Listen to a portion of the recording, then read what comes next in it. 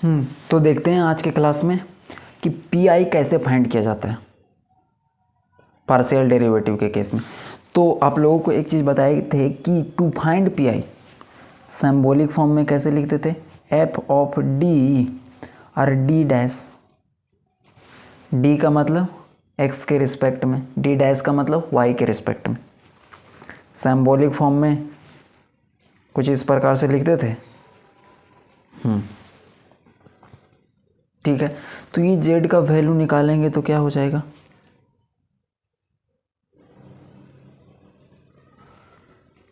One upon और साथ में ये आ जाएगा और इसी को बोलते हैं पी आई। ठीक है, पी आई का फॉर्मूला यही होता है। पीछे भी हम लोग देखें P I is equal to one upon F D into में एक्स, तो ये जेड का वैल्यू को ही पी आई बोला जाता है। ठीक है, तो उसमें सबसे पहला है कि एफ ऑफ एक्स वाई के जगह पे क्या रहेगा, तो रूल नंबर 1 हम लोग देखेंगे। पहला रूल में लिखते हैं when F of X Y पीछे के जैसा ही है, E to the power A X plus B Y रहे। क्या रहेगा, वहाँ पे था x के जगह पे e to the power A X, यहाँ पे क्या है e to the power A X plus B Y. क्यों, क्योंकि a और b दो इसलिए है क्योंकि यहाँ पे x और y दोनों है, वहाँ पे सिर्फ इतना था, यहाँ पे ए एक्स और बी वाई दोनों है। ठीक है, काम करते हैं। तो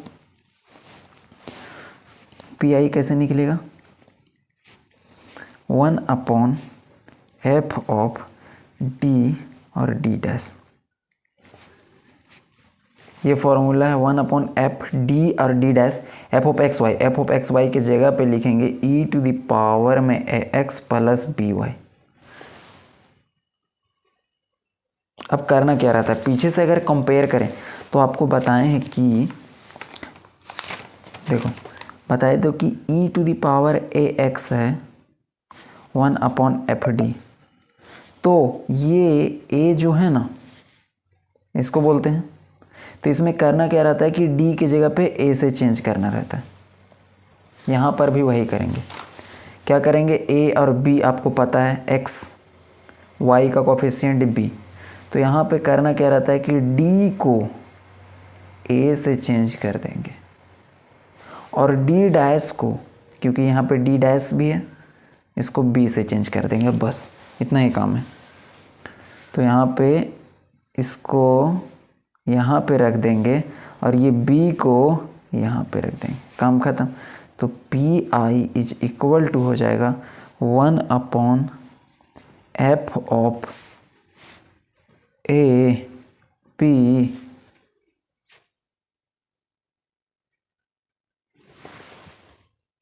ठीक है, इसको सबसे पहले नोट कर लीजिएगा, ये पहला रूल है। बस करना क्या है, d के जगह पे a और d डैश के जगह पे b, वहाँ पे लिखा रहेगा d और d डैश। रूल नंबर 2 देखते हैं। रूल नंबर 2 में क्या देखे थे कि व्हेन फंक्शन का value sine of A X था वहाँ पे, यहाँ पे ए एक्स बी वाई दोनों आ जाएगा, या फिर हो जाएगा कॉस लो x का कोफिशिएंट को a और y का कोफिशिएंट को b, इसको कोफिशिएंट बोलते हैं, आपको पता है, x का कोफिशिएंट a और b y का। पी आई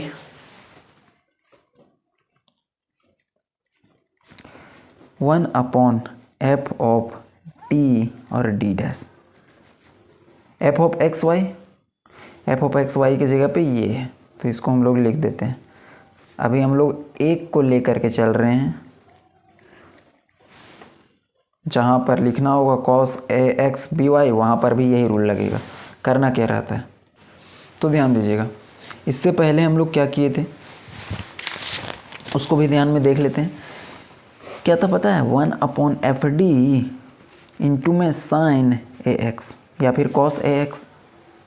कहते क्या थे पता है कि डी स्क्वायर को डी स्क्वायर को माइनस ऑफ ए स्क्वायर से चेंज करते थे, माइनस बाहर ए स्क्वायर से चेंज करते थे।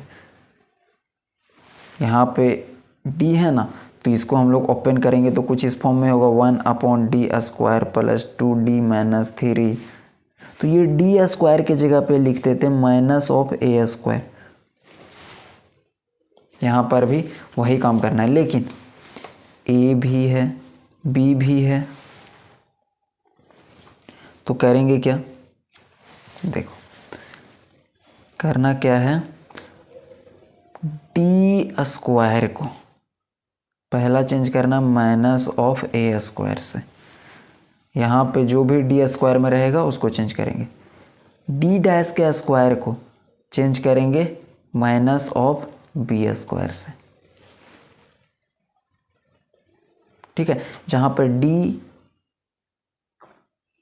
डी डैश, लेकिन मान लो कि अगर दोनों साथ में होगा डी और डी डैश, ठीक है, डी और डी डैश दोनों साथ में होगा तो हम लोग क्या करेंगे कि माइनस तो सबके साथ है तो माइनस लगा देंगे और ए बी से मल्टीप्लाई कर देंगे। यही वर्किंग रूल रहता है कि जहां पर sign A X plus B Y रहेगा वहां पर ए और बी का वैल्यू तो स्पष्ट रूप से दिख रहा है, तो डी के जगह पे डी डैश के जगह पे, और अगर दोनों रहेगा तो ये, तो हम लोग करेंगे क्या, यहाँ पे मान लेते हैं कि एफ ऑफ डी और डी डैश की जगह पे कुछ इस प्रकार से रहे, एफ ऑफ, इसको खोलेंगे तो कुछ इस प्रकार से होगा, डी डी डैश और डी डैश का square sine A X plus B Y.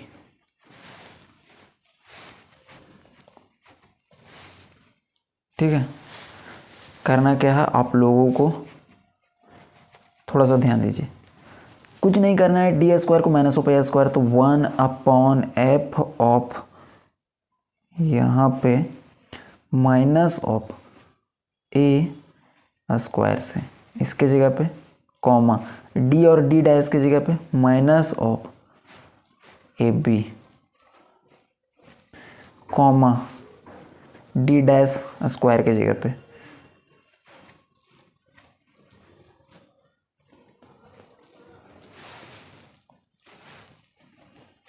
और साथ में ये आपका है लॉजिक। ठीक है, साथ में ये मल्टीप्लाई है तो इसको भी मल्टीप्लाई में रखेंगे, sine A X plus B Y, cos A X plus B Y रहेगा तो सेम काम वही करेंगे।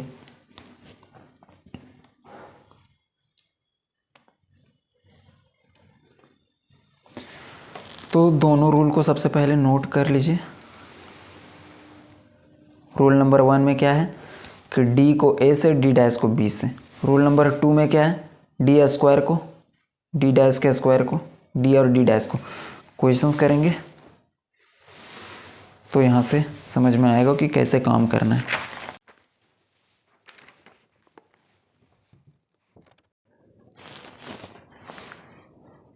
तो नोट कीजिएगा क्वेश्चंस को, देखो कैसे सॉल्व करना है। सो काम करते हैं, r minus 2s plus T is equal to E to the power x plus 2y। E to the power A X plus B Y के फॉर्म का है, ए के जगह पे 1 और बी के जगह पे 2 है।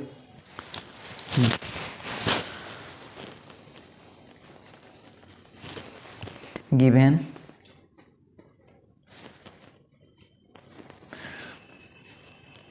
r 2s t is equal to E to the power x plus 2y लिख दो। अब यहाँ पे r का वैल्यू जो है उसको हम लोग लिखेंगे, तो r का वैल्यू आप लोगों को पता है del 2z upon del x square, x के रिस्पेक्ट में करेंगे z का, माइनस 2s का मतलब क्या है del 2z अपॉन ये del है del x del y, plus इसका मतलब क्या है राइट साइड में। उसके बाद वर्किंग रूल के अकॉर्डिंग हम लोग क्या करते हैं कि पुट कर देते हैं del upon del X is equal to D, और del upon del Y is equal to D dash. ऐसा हम लोग पुट करते हैं, ठीक है, पुट कर देते हैं यहाँ पे।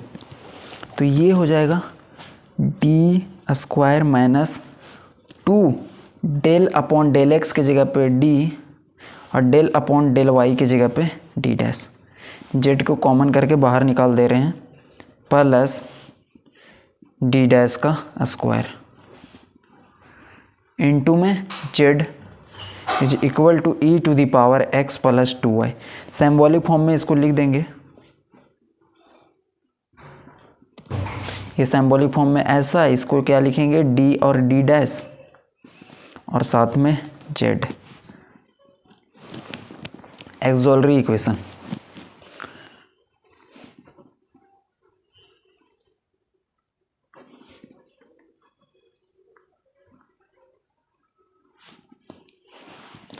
एक्सोलरी इक्वेशन में आपको पता है कि d के जगह पे m और d डैश के जगह पे 1 पुट करते हैं, तो ये वैल्यू हो जाएगा m स्क्वायर माइनस 2m। यहाँ पे पुट किए d के जगह पे m, d डैश के जगह पे 1, यहाँ पे इज इक्वल टू 0। इस क्वाड्रेटिक इक्वेशन को सॉल्व कर देंगे, m square minus 2m plus 1 is equal to 0। तो m का यहाँ से 2 वैल्यू आएगा और ये किस फॉर्म में टूटेगा,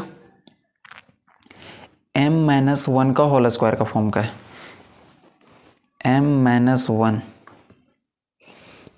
इज इक्वल टू 0। देखो a square b square minus 2ab। तो यहाँ से m का 2 वैल्यू आएगा, m माइनस 1 और m माइनस 1, 1 और 1। CF यहाँ से लिख देंगे, तो यहाँ से CF का वैल्यू हो जाएगा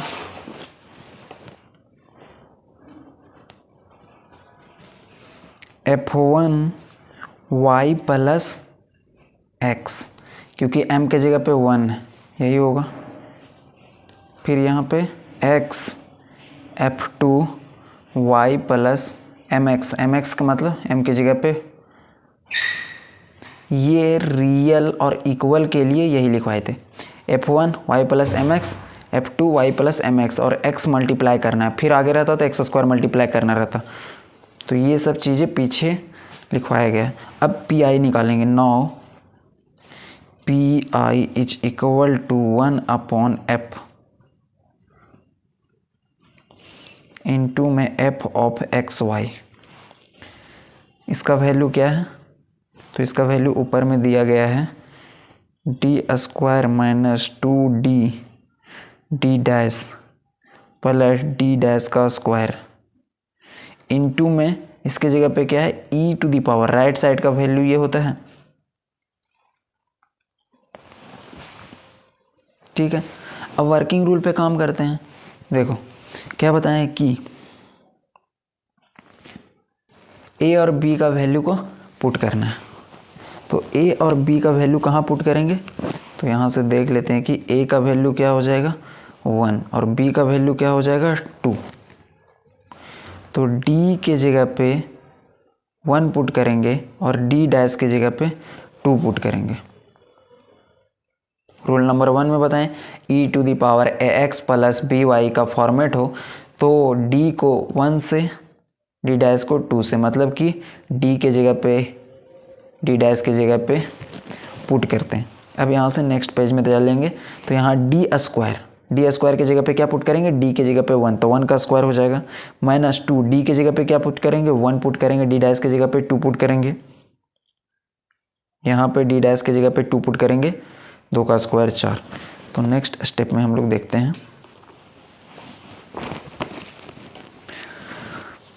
वैल्यू को सिर्फ यहाँ पे पुट कर रहे हैं, P I is equal to 1 upon 1 का स्क्वायर माइनस 2, डी के जगह पे 1, डी डैश के जगह पे 2 प्लस डी डैश के जगह पे 2 का स्क्वायर, राइट साइड में e to the power x plus 2y, 2 दूनी 4, 2 दूनी 4 कैंसल हो जाएगा।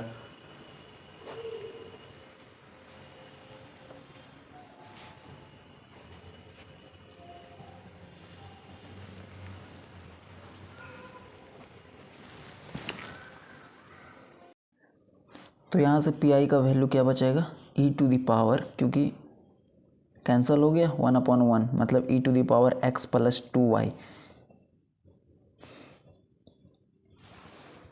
पी आई निकल गया, सी एफ भी पीछे निकाल चुके हैं, तो हैंस जनरल सॉल्यूशन। अब तो आप लोग यहाँ से लिख ही सकते हैं जनरल सॉल्यूशन इज, क्या लिखेंगे, Z is equal to C F plus P I. तो सी एफ का वैल्यू अपने से लिख लीजिएगा जो पीछे कराए हैं, पी आई का value E to the power x plus 2y। ठीक है, जनरल सॉल्यूशन हो जाएगा। देखो यहाँ पे आप लोगों का काम है सी एफ का वैल्यू अपने से लिखना, कोई डिफ़िकल्ट टास्क नहीं है, देख के सिर्फ लिख देना है। हम देखते हैं सेकेंड क्वेश्चन यहाँ से, और इस टाइप का क्वेश्चन आप लोगों के एग्जाम में पूछा भी है, वीवीयू में इस टाइप का क्वेश्चन पूछा था। क्वेश्चन नंबर 2, यहाँ पे क्या दिया हुआ है, D square plus 2dd dash plus D dash का स्क्वायर इंटू में Z is equal to E to the power 2x plus 5y। ठीक है, सिंबॉलिक फॉर्म में पहले से ही दिया हुआ है। सॉल्यूशन में इसको इक्वेशन नंबर 1 मान लेते हैं। ठीक है, सिंबॉलिक फॉर्म में आप लोग यहाँ पे ये भी लिख सकते हैं एफ ऑफ डी और D dash is equal to F of X Y. ठीक है, एफ ऑफ एक्स वाई का वैल्यू डी डैश के फॉर्म में है, इसीलिए एक्सोलरी इक्वेशन लिखते हैं। Now auxiliary equation is, auxiliary equation निकालने के लिए डी की जगह पे m, डी डैश की जगह पे 1।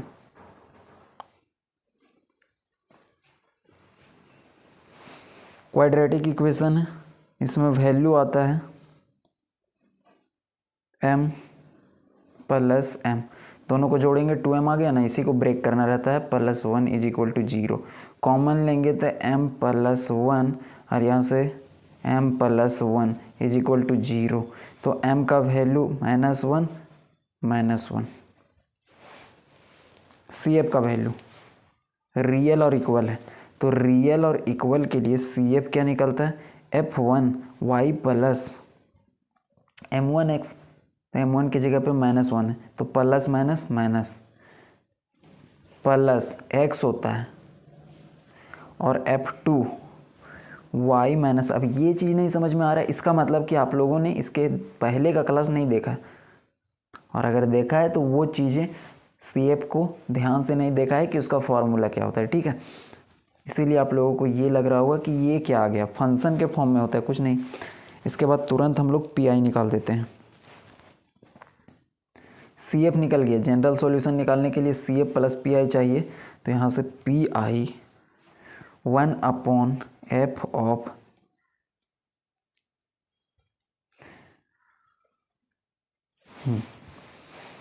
इसका वैल्यू को पुट करेंगे, उसके बाद देखेंगे कि कौन सा रूल लग रहा है। तो यहाँ से D square plus 2dd dash plus D dash का स्क्वायर, ये डी डैश का स्क्वायर है, 12 नहीं है, डी डैश है उसके बाद स्क्वायर है, और यहाँ से एफ ऑफ एक्स वाई का वैल्यू है E to the power 2x plus 5y। फिर से वही काम गए, ए की जगह पे ये, बी की जगह पे ये, ए की जगह पे ये और बी की जगह पे ये। ठीक है, तो करना क्या है, डी डैश को बी से हम लोग चेंज कर देंगे। रूल नंबर 1, तो 1/, में डी स्क्वायर मतलब ए का स्क्वायर, और ए का स्क्वायर मतलब 2 का स्क्वायर, 4 हो जाएगा, 2 डी और डी डैश, डी का मतलब, डी डैश का मतलब 5, 5 दूनी 10 और 2, डी डैश का स्क्वायर मतलब 5 का स्क्वायर, 20, 25 और 4 कितना होता है 49, तो 1/49 into E to the power 2x plus में 5y, तो यहाँ से हो जाएगा 1/49 into E to the power 2x plus 5y। अब जनरल सॉल्यूशन, तो general solution is equal to Z is equal to C F plus P I. C F P I निकल गया जनरल सॉल्यूशन। तो इसी प्रकार से यहाँ पे रूल नंबर 1 और रूल नंबर 2 के अकॉर्डिंग क्वेश्चंस बनता है। आप कुछ होमवर्क में प्रैक्टिस कर सकते हैं। यहाँ पे देखो r-2s plus T is equal to rule number 2 के ऊपर है। अब बना करके देख सकते हैं, प्रोसेस सेम टू सेम है, working rule same to same जाएगा। r का वैल्यू, s का वैल्यू t है, सबका पता है, ठीक है। क्वाड्रेटिक इक्वेशन आएगा, तो ये आप लोग बना लीजिएगा प्रैक्टिस के लिए होमवर्क में। और सी एफ का वैल्यू अगर आप लोगों को चेक करना हो तो सी एफ का वैल्यू हो जाता है f1 y प्लस एक्स,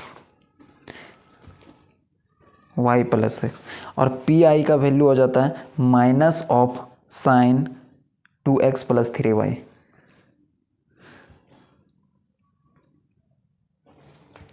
ये हो जाता है पी आई का वैल्यू, ठीक है। तो सी एफ पी आई निकालना ही रहता है, तो इसको आप लोग बना करके देख सकते हैं। इसके बाद हम लोग देखेंगे रूल नंबर 3 इसके ऊपर, वो शायद लास्ट रूल होगा। उसके बाद हम लोग फिर से न्यू टॉपिक में ऊपर चलेंगे। तो आपको फिर से बता दें कि जितना भी पीछे करवाया गया रिवाइज करते रहिएगा, क्योंकि आप लोगों का एडमिशन नोटिस भी आ गया है और एग्ज़ाम का भी फॉर्म कुछ दिन में भराना शुरू हो जाएगा। और 2 पेपर भी आप लोगों का, इसीलिए सबसे ज़्यादा इम्पॉर्टेंट जो इंटीग्रल है, उसके बाद चैप्टर नंबर 6 है Stokes theorem, Green's theorem. Green's theorem बहुत ज़्यादा इंपॉर्टेंट है, इसको कर लीजिएगा। और इसका मतलब ये नहीं है कि स्टोक्स थ्योरम नहीं करना, स्टोक्स और ग्रीन्स थ्योरम दोनों करना है। ग्रीन्स थ्योरम आप लोगों का एग्ज़ाम में 99% चांस है कि वही रहेगा और डायरेक्टली 15 मार्क्स का क्वेश्चन देगा। दूसरा चैप्टर नंबर 4 वेक्टर कैलकुलस, बहुत ज़्यादा इजी चैप्टर है, इससे भी पूरा का पूरा 15 मार्क्स उठाया जा सकता है। चैप्टर नंबर 5 में आपको बताएं इंटीग्रल, इसमें चेंज ऑफ ऑर्डर से क्वेश्चंस पूछता है, यहाँ से भी 15 मार्क्स उठाना आसान है। चैप्टर नंबर 6 कुछ थ्योरम है और 2-3 लाइन इंटीग्रल और सरफेस इंटीग्रल है, यहाँ से भी। तो ये मेजर पेपर 5 के अंदर जो मल्टीवेरिएट कैलकुलस है उसके लिए 3 चैप्टर आप लोग देख रहे हैं, 4, 5 और 6। पहला, दूसरा, तीसरा में क्या क्या चीज़ें हैं, पार्शियल डेरिवेटिव है, वो सब तो सिंपल कॉन्सेप्ट है, आप लोग देख रहे थे, लिमिट और कंटिन्यूटी। लेकिन ये डायरेक्ट क्वेश्चंस यहाँ से बनता है, चेंज ऑफ ऑर्डर, और ये सिंपल सा कॉन्सेप्ट भी है। तो इन तीनों को 45 नंबर यहीं से बन जाता है। उसके बाद हम लोग इंपॉर्टेंट क्वेश्चंस देखेंगे कि और कौन कौन सा बनता है, तो साथ में इन चीज़ों को रिवाइज करते रहेंगे। Thank you.